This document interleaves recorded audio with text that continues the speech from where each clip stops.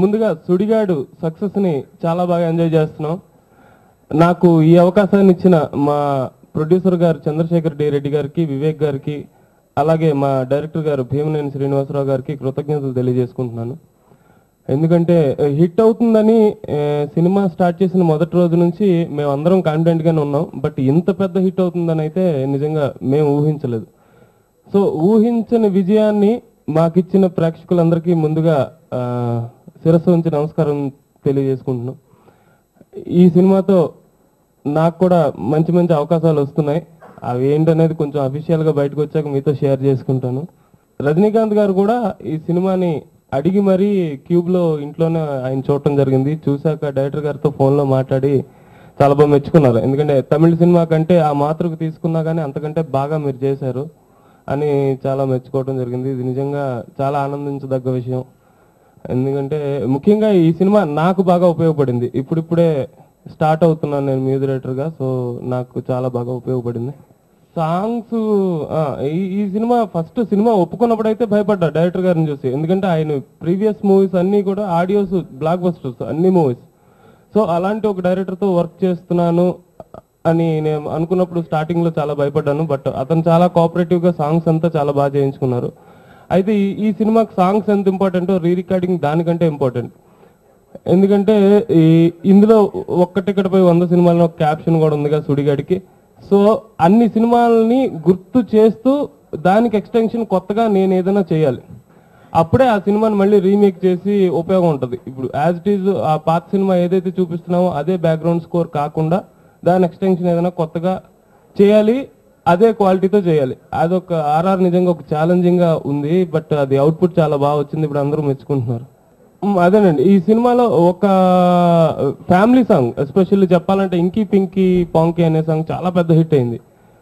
So ఒక family song చేయాలి, అది ట్యూన్ ఓల్డ్గా ఉండాలి, ఆర్కెస్ట్రేషన్ కొత్తగా ఉండాలి, లిరిక్ ఇంగ్లీష్లో ఉండాలి. ఇన్ని రిస్ట్రిక్షన్స్తో స్టార్ట్ చేసిన సాంగ్ అది. సో స్టార్ట్ చేసినప్పుడు ఏం చేద్దాం, ట్యూన్ ఓల్డ్గా ఉండాలి, లిరిక్ ఇంగ్లీష్లో ఉండాలి, ఆర్కెస్ట్రేషన్ కొత్తగా ఉండాలి. సో ఈ 3 పాయింట్స్ పెట్టుకుని ఆ సాంగ్ మీద కొంచెం ఒక 4-5 days వర్క్ చేయాల్సి వచ్చింది. తర్వాత జరజర సాంగ్. జరజర సాంగ్ ఏంటంటే మీనింగ్లెస్ వర్డ్స్ అంటాం కంటే హుక్ లైన్స్, మన సినిమాలో ఇప్పటిదాకా వచ్చిన హిట్ సాంగ్స్లో ఉన్న హుక్ లైన్స్ అన్నీ తీసుకొని ఆ హుక్ లైన్స్నే పెట్టి ప్రత్యేకమైన అర్థం లేకపోయినా ఏ పదానికి ఆ పదం అదొక పాటగా కూర్చి చేయటం అనేది కూడా ఒక ఛాలెంజ్. నిజంగా ఆ అవకాశం నాకు ఇంత ఎర్లీ స్టేజ్లోనే రావడం కూడా నిజంగా నేను అదృష్టంగా భావిస్తున్నా. సచిన్ గారు, మా తాతగారు సచిన్ గారు, స్వర్గీయ సచిన్ గారు, ఆయన 650 సినిమాలు చేశారు తెలుగులో. ఆఖరి సినిమా అంకుశం. సో నేను సుడిగాడికి ముందు తాతగారి పేరు కూడా ఎక్కడ నాకు తెలిసి నేను చెప్పలేదు. ఎందుకు చెప్పలేదు అంటే అట్లీస్ట్ అతనికి నేను తేవాల్సిన పేరేం లేదు, అతను ఆల్రెడీ లెజెండ్. సో ఆయనకున్న పేరుని మనం పాడు చేయకుండా ఉంటే చాలు అనుకొని ఎప్పుడు మనసులో తాతగారిని స్మరిస్తానే ముందుకు సాగుతున్నా. సో ఆయన బ్లెస్సింగ్స్ నా మీద ఉన్నాయి అనుకుంటున్నా. అందుకే ఈ చిత్రం ఎంత విజయం సాధించింది. ఇప్పుడు నాకు ఒక 2 అయితే పెద్ద సినిమాలే వచ్చాయి. బట్ అవి అఫీషియల్గా అనౌన్స్ అయ్యాకే మీతో షేర్ చేసుకోగలుగుతాను. తాతగారిని ఫాలో అవటం అంటే ఆయనలో ప్రత్యేకత ఏంటంటే అప్పుడులో అతను యూత్ మ్యూజిక్ డైరెక్టర్ అండి. మిగతా మ్యూజిక్ డైరెక్టర్స్ అందరూ ఉన్నా కానీ సచిన్ గారికి తాతగారికి ఒక ప్రత్యేక శైలి ఉండేది. అతని రిథమిక్ స్టైల్ కానీ అతని మెలోడీ స్టైల్ కానీ వేరేగా ఉండేది. అతన్ని డోలక్ సత్యం అని పిలిచేవారు తాతగారిని. సో అతనిలో ఉన్న బీట్ మెలోడీ 2 కలిపి ఒక సాంగ్ చేస్తేనే సాంగ్ బాగుంటుందని గట్టిగా నమ్మేవాళ్ళు నేను ఒకడిని. అదే ఫాలో అవుతున్నా. ఏం లేవండి, ఏ సినిమా అయినా చేయాలి, అందరితో చేయాలి, అన్ని కాంబినేషన్లో చేయాలి, అందరు డైరెక్టర్ల ద్వారా పనిచేయాలి. అవకాశం ఇస్తే అందరు పెద్ద పెద్ద హీరోలందరికీ పనిచేయాలని ఉంది. సో వస్తుందనే ఆశిస్తున్నా. ఏ దివిలో విరిసిన పారిజాతము, కురిసింది వాన అంటే చెప్తే అది లిస్ట్ అయిపోద్ది సార్. ఎందుకంటే తాతగారు అని కాదు, ఆ పాటలు ఎవరు చేస్తున్నా నాకు నచ్చేవే. కాకపోతే తాతగారు చేయటం వల్ల ఇంకొంచెం గర్వంగా చెప్పొచ్చు. డెఫినెట్గా సార్ నాకు అవకాశం రావాలి. అది ఎప్పుడు వస్తుందో వెయిట్ చేస్తున్నా. నాకు మెలోడీస్ అంటే చాలా ఇష్టం. బట్ చేసిన మడతగాజా అయినా కానీ ఇప్పుడు చేసిన సుడిగాడు అయినా కానీ ఇవి కమర్షియల్ టచ్తో ఉన్న సినిమాలు అయిపోవటం వల్ల అవకాశం రాలేదు నాకు. నేను పుట్టింది విజయనగరం అండి, చదువుకుంది కూడా విజయనగరంలోనే. విజయనగరం మ్యూజిక్ కాలేజీలో వైలిన్ నేర్చుకున్నాను. తర్వాత మా మదరు నాన్నగారు అంతా మంచి సంగీత విద్వాంసులే, హార్మోనియం అంతా ఇంట్లోనే అమ్మగారే నేర్పించారు. సో చిన్నప్పటి నుంచి హార్మోనియం నాకు అలా అలవాటైంది. సో తాతగారిని తలుచుకున్నప్పుడల్లా ఎలా అయినా మనం మ్యూజిక్ నేర్చుకోవాలి, మంచి మ్యూజిషియన్ కావాలి అనుకున్నాను. సో తర్వాత ఆ ఆశతోనే బాబాయ్ దగ్గరికి చెన్నై వచ్చేసాను. అక్కడ కీబోర్డు వెస్టర్న్ ప్రాక్టీస్ చేయటం మొదలు పెట్టాను. ఆ జర్నీ అలా ఇక్కడ దాకా సుడిగాడి దాకా సాగింది. నన్ను చెన్నై తీసుకొచ్చింది మా బాబాయ్ త్రినాథ్ గారు అండి. ఆయనే నన్ను తీసుకొచ్చి నాకు వెస్టర్న్ మ్యూజిక్ అంతా నోటేషన్ అంతా ఆయనే నేర్పించి, సో బాబాయ్కి కూడా ఈ సందర్భంగా నేను థ్యాంక్స్ చెప్తున్నా.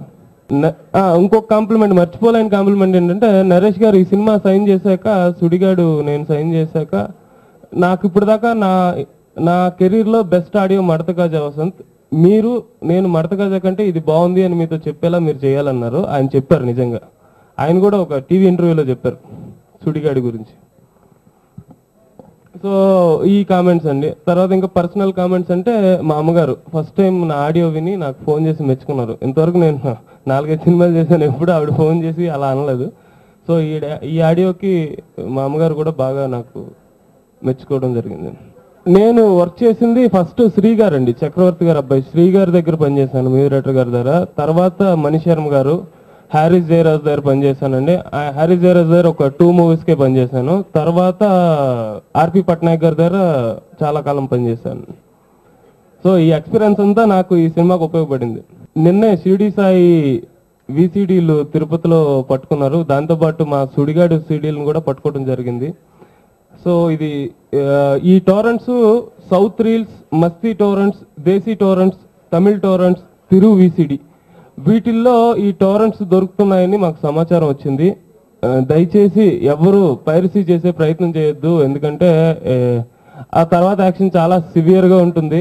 అనవసరంగా మీరు ఇబ్బందులు పడద్దు, సినిమాని కాపాడండి. ఎందుకంటే మిమ్మల్ని ఎంటర్టైన్ చేసే ఒకే ఒక మీడియా సినిమా నాకు తెలిసి.